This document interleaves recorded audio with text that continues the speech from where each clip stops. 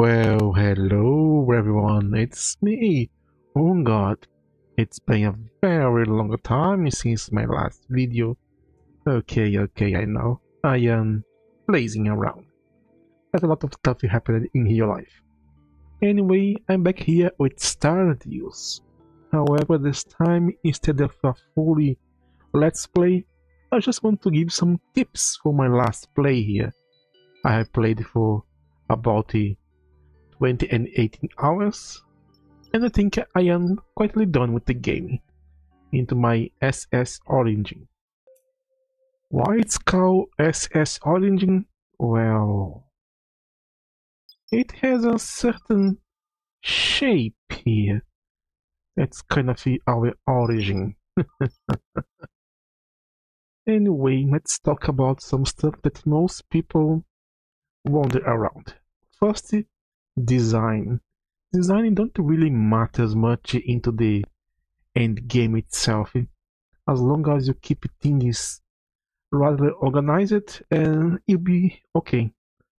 The only thing is to do not go big too fast in the game, because the ship actually has some kind of weight here that you can see here into the ship control. You're gonna see that you need some power to actually fly around. You don't show too much. Let's go to a different save.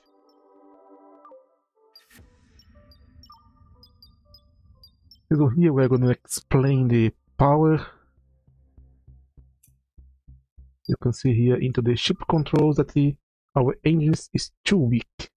We need more engines to actually move the ship. So the bigger your ship, the heavier it's going to be, and the more engine it's gonna be. So in this place here, like into the side of the game, you could try to actually place everything down here together and everything, but it would be better for you to actually just keep one area with important stuff and then salvage everything else. So your ship is going to become very light. You have a ton of materials to actually create your own design if you wish so. It's also easier to defend. As you can see here, the original design is this one here. So if I try to actually fix it, I have to bring this up here and a bit, and this one here, and this one here. But don't rush it. Take your time and grow as you need it. It will be less stressful. Alright, power. Power, the main thing that you will require for a long time. You have an empty battery that has 0 charge. It's completely and utterly empty. And here you have a matter reactor. Normally, start with this steel plate here that produces about 520 energy output. But what that output is, I really don't know. So why don't we discover it? Let's select it, and just for the shows, going to keep the amount to 1. So now our robot is gonna click a few and set it, and now, as you see, have one fuel here, and it's empty. Let's see how much one single steel plate is going to produce. You see it's producing, and the battery is filling up. So let's wait a bit. We are about to finish, and then boom.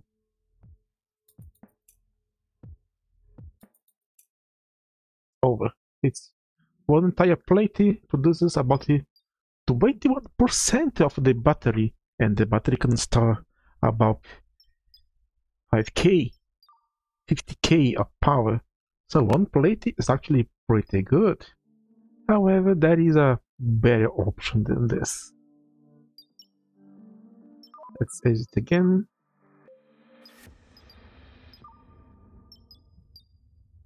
And just load back. I did not discover this, someone pointed to me, but you can actually, instead of burning the plate, you can actually burn the gears. you're going to need to actually research the gears before you can actually use it. It's about around here somewhere here into the production, and it is very cheap. You can make it very early in the game. Why? Because even though gears give you a little bit of power, just 418, you actually make them into the crafting station, and it was one plate. It was one plate to make 5 gears. So we're going to have it actually produce once. We're gonna have 5 times the amount of fuel to actually burn, and even the gear itself is actually giving a good amount of energy itself.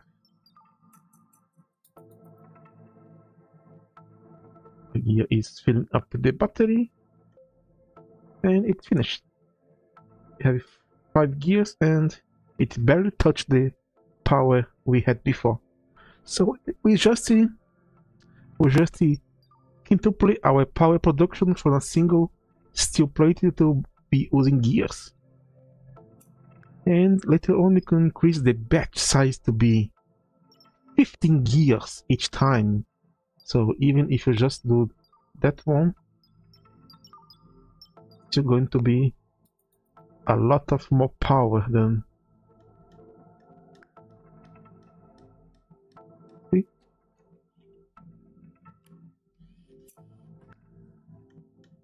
You stop here.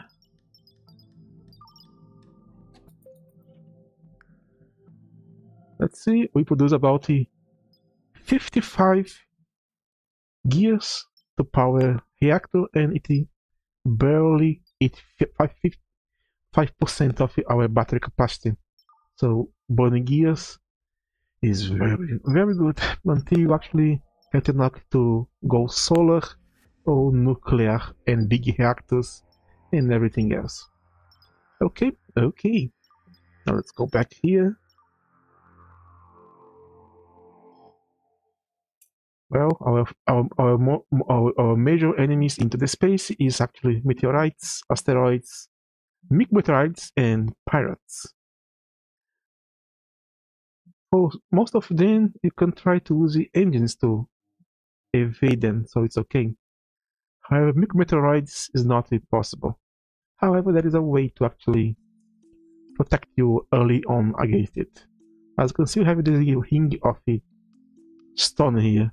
Those are just emblems. Because let's load a different save here, where I'm gonna show you. Micro.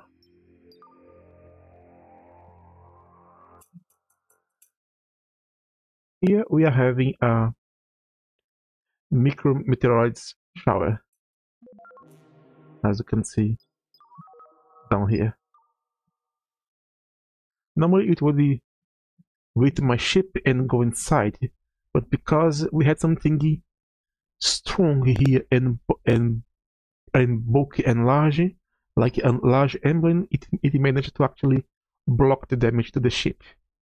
Why emblems? Well, because they have a lot of health, more than the reinforced wall. They are big, so the chance for the meteorite to actually pierce all the 3 tiles the large one have is lower, and they are cheap to build, just 9 steel and 9 carbon fibers, so it's a sacrifice. But the more you play the game, the stronger those get. As you can see, when I speed up the timing, some will actually damage the ship.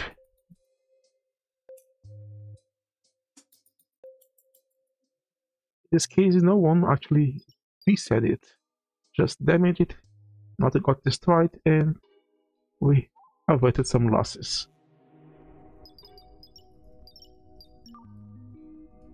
Yeah, game, I know. You love to make fire, don't you?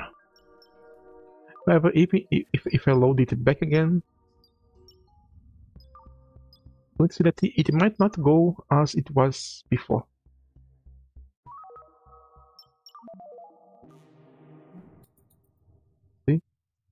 Now destroy this one here, damage this one here. It already stopped it. So it's kind of random when it's going to do something or not. So I build an around to actually absorb a little of the damage. But as I show you into my end game save here, at this point here where I have the ship here, they barely do anything anymore. They slow down a bit, but make meteoroids actually damage a lot. So let's go here into settings, gameplay, no. Endeavor tools, and story events.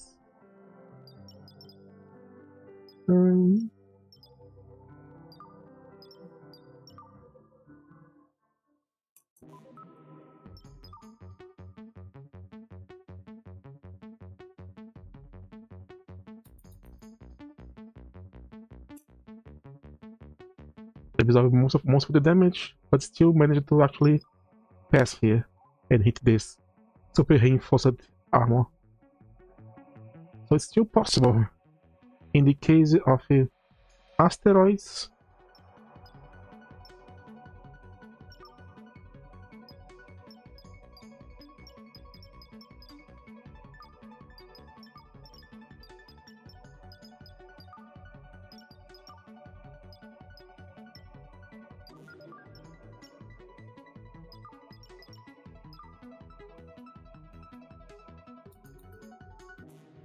it is going to hit here. But because I have enough motors, I can just fly away. Let's go right here. I actually have a autopilot upgrade. If I don't have it, you need to actually have a human to pilot it. And there it goes, going to hit.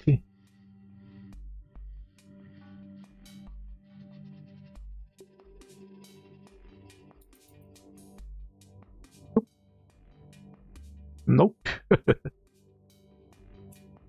That's it. And breach capsule is probably the most hardest, but once you open the tractor beam, you can actually send them to a kill zone area.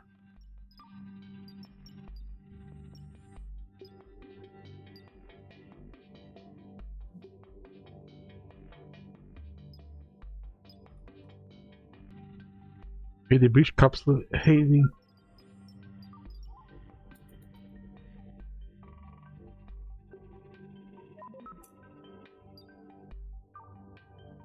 What? When you want them, they don't actually want to come.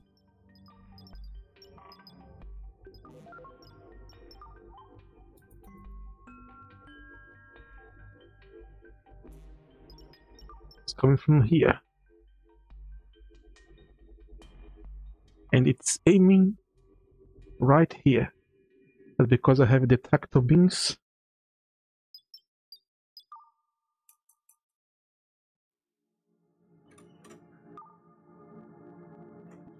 it's actually going to start sending it into the direction that I want.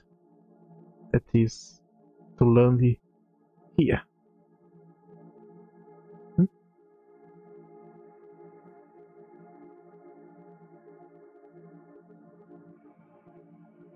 Right? Shaking. Oh, heavy cannons here that are shooting at them. Yeah, this is also a way to actually get rid of the capsules.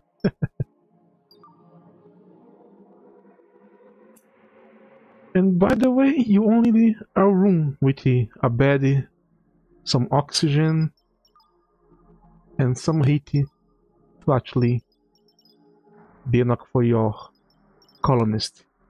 Why a room? Because this way they are not disturbed by any sound nearby, so they have a good night of sleep.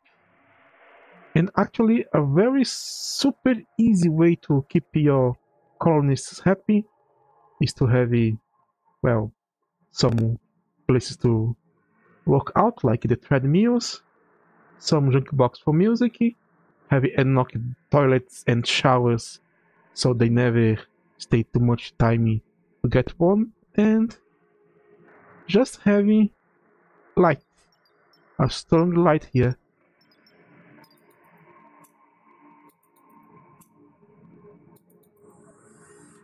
Well,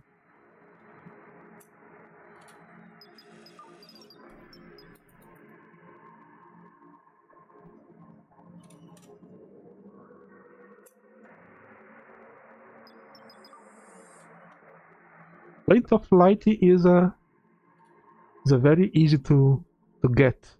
Just need to have a strong lights the place here above 70%, and they are going to keep getting happy and more sane.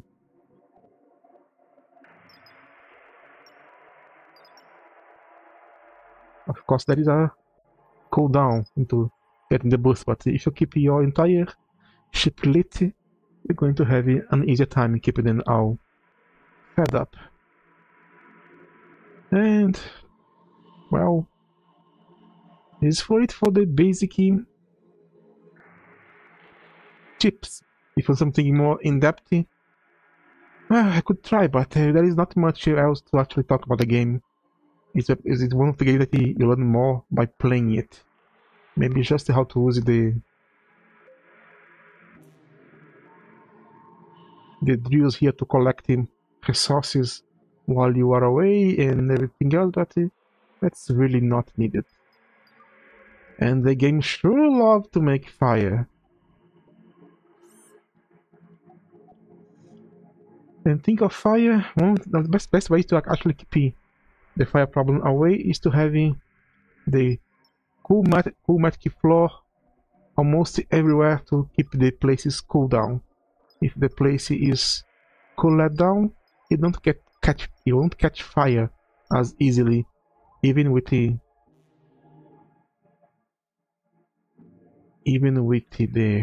oxygen in the area, because it needs the heat to actually spread. So if you have enough chromatic floors around your place, the fire gonna rarely spread. Anyway, this is it. This is On God. Thanks so much for your patience.